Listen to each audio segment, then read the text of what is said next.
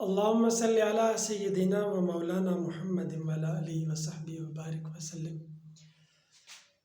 بسم الله الرحمن الرحيم. وظنون إذ ذهب مغاضبا فظن أن لن نقدر عليه فنادى في الظلمات أن لا إله إلا أنت سبحانك إني كنت من الظالمين. یہ قرآن مجید میں دعا یونس علیہ السلام کی دعا ہے، جن کو ذنون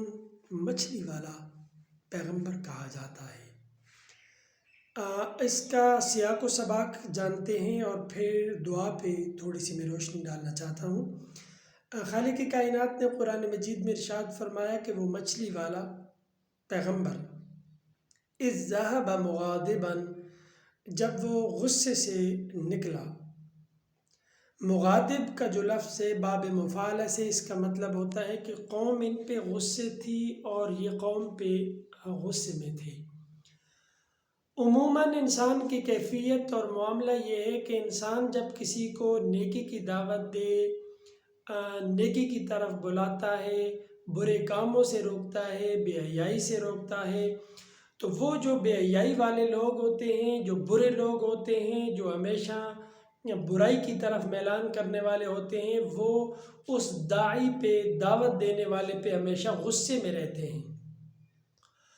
اور بالآخر وہ جو داعی ہوتا ہے، دعوت دینے والا، وہ دعوت دے دے کے وہ تھک جاتا ہے۔ دعوت دینے والا دعوت کا سلسلہ جب جاری رکھتا ہے تو آگے سے جب اسے گالیاں ملیں، جب اسے برا بھلا کہا جائے، جب اسے پتھر مارے جائیں، جب اسے جانی مالی نقصان پہنچایا جائے، تو انسان کو پھر غصہ آتا ہے۔ یہ انسان کی فطرت ہے۔ یہی ہوا حضرت یونس علیہ السلام کے ساتھ۔ وہ حق کی دعوت دیتے دیتے عرصہ بیت گیا، سالوں گزر گئے، اور حضرت یونس علیہ السلام حق کی دعوت دیتے رہے۔ قوم غصے سے بھرپور اور شرابور تھی کہ یہ ہمیں بار بار اللہ کی طرف کیوں بلاتے ہیں، حق کی دعوت کیوں دیتے ہیں۔ تو خالق کی کائنات نے کیا فرمایا؟ مغاضباً، باب مفعلہ سے مغاضب ہے، غضب۔ تو یہ قوم پہ غصے تھے اور قوم ان پہ غصے تھی، اور بالآخر یہ وہاں سے نکل گئے۔ فظن ان لن نقدر علیہ، اور اندر اندر یہ گمان کیا کہ میں جب یہاں سے قوم سے نکلوں گا، اپنے اس فریضے کو کچھ عرصے کے لیے پینڈنگ کروں گا، اس دعوت کے سلسلے کو میں جب کچھ دنوں کے لیے چھوڑ دوں گا، ترک کر دوں گا، تو ان لن نقدر علیہ، تو اللہ مجھے نہیں پوچھے گا، اللہ مجھے کچھ نہیں کہے گا۔ فنادى في الظلمات، پھر ہوا کیا کہ وہ وہاں سے نکلے۔ اب انہوں نے یہ کیوں سوچا کہ مجھے اللہ کچھ نہیں کہے گا، مجھے اللہ نہیں پوچھے گا؟ اس لیے کہ ان کے پاس، ان کے ذہن میں دلیلیں تھیں اور بہت ساری باتیں تھیں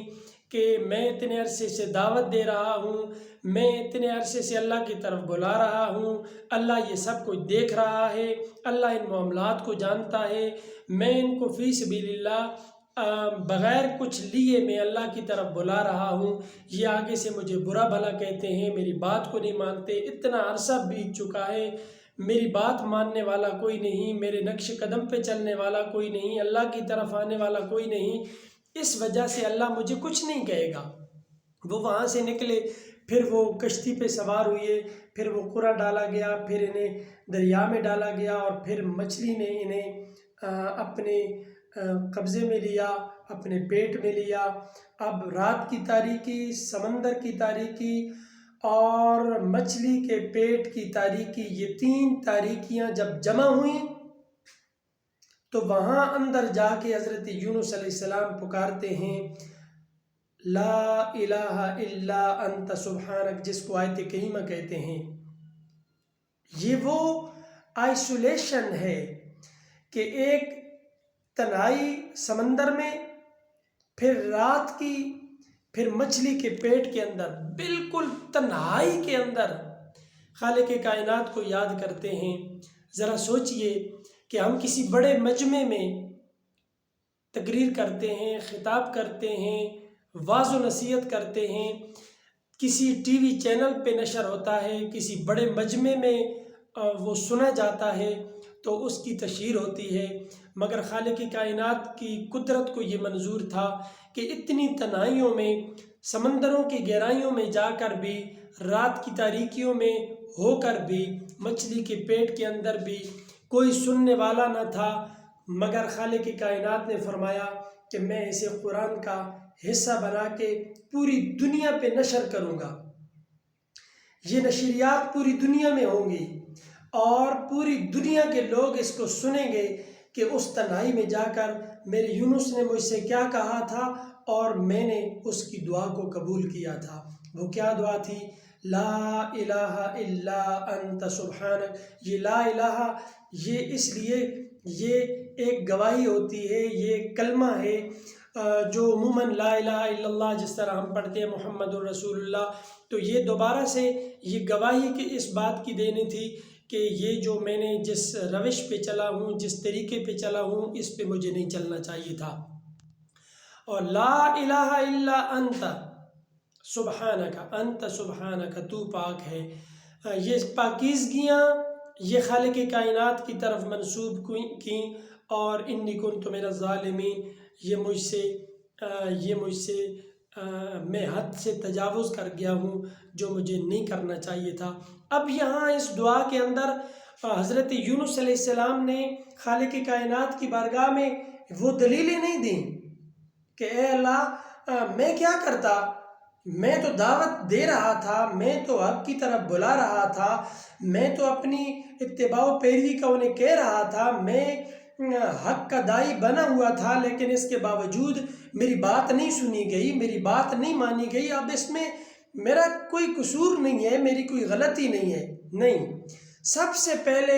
اقرار کرنا پڑتا ہے، ماننا پڑتا ہے، اور اس کے بعد خالق کائنات جل جلالہ کو سبحانک پاک کہنا پڑتا ہے کہ اے اللہ تو پاک ہے، اے اللہ تو پاک ہے، اور تیری پاکیزگیاں ہیں، تیری حمد ہے، تیری ثنا ہے، تو اپنے آپ کو انی کنت من الظالمین میں شمار کرنا پڑتا ہے۔ اور جب یہ دعویٰ کیا جائے، یہ اقرار کیا جائے، تو خالق کائنات کرم فرماتے ہیں، مہربانی فرماتے ہیں، ہمیں اس طریقے سے خالق کائنات کی بارگاہ میں التجا کرنی چاہیے، آرزو کرنی چاہیے، تاکہ خالق کائنات ہماری دعاؤں کو اور اس آیت کریمہ کو اپنی پاک بارگاہ میں قبول فرمائے۔